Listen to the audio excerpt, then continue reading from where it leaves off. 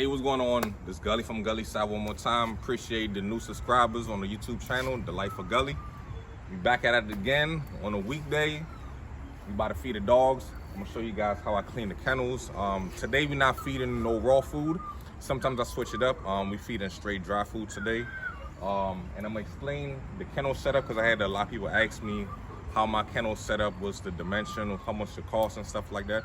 So we just gonna run through this real quick, all right? So, follow me. So we feeding straight dry food today. Like I said, I've been feeding Victor for the last 10 years. So, let's get it.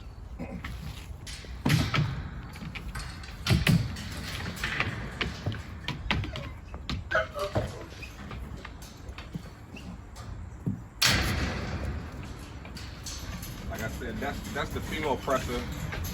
She coming in here soon. We gonna run her with beasts. So like I said, within the next month or two, she should be ready.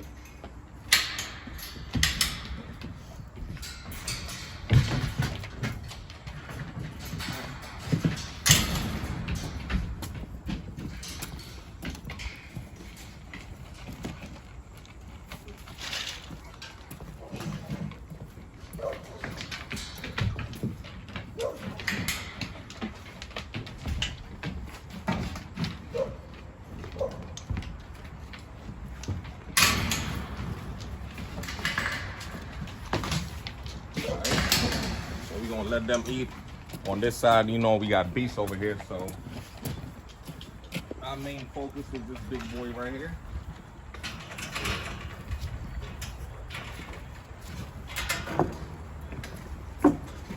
You can stay right out there. I don't want to let the camera guy in right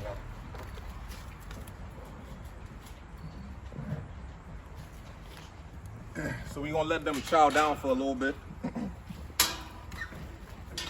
Also, shout out to Diamond Bill Bullies. That's my boy in Canada. His kennel when it first started was the Canadian Bully Plug. He upgraded and wanted to switch up the name, so that's a good thing. He got a good look. So make sure y'all follow me. He in Saskatchewan, Canada.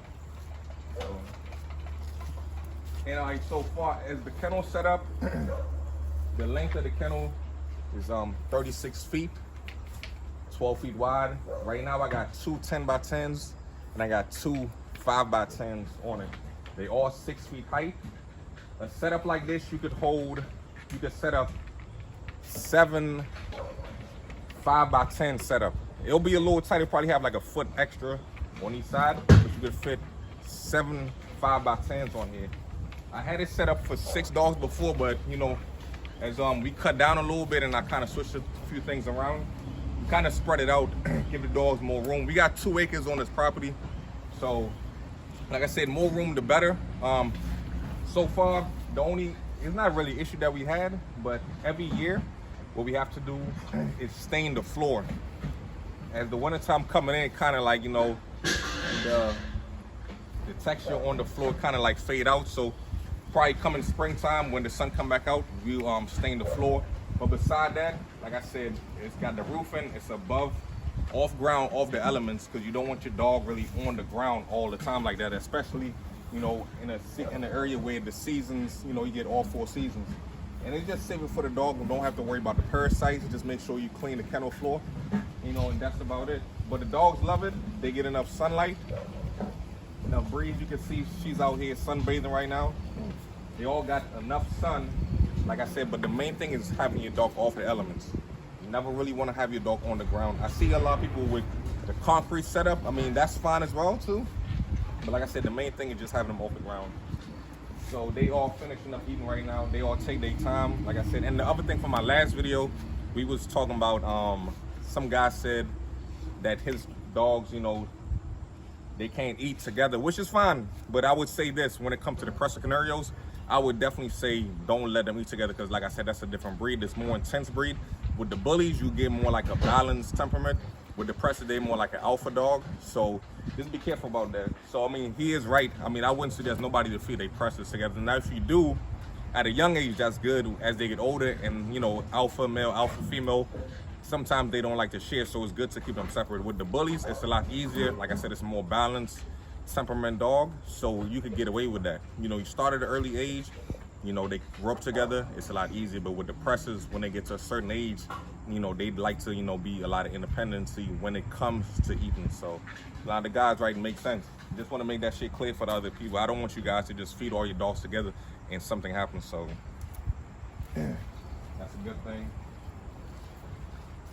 But like I said, you could take a look at them. They all finishing up right now. Yeah.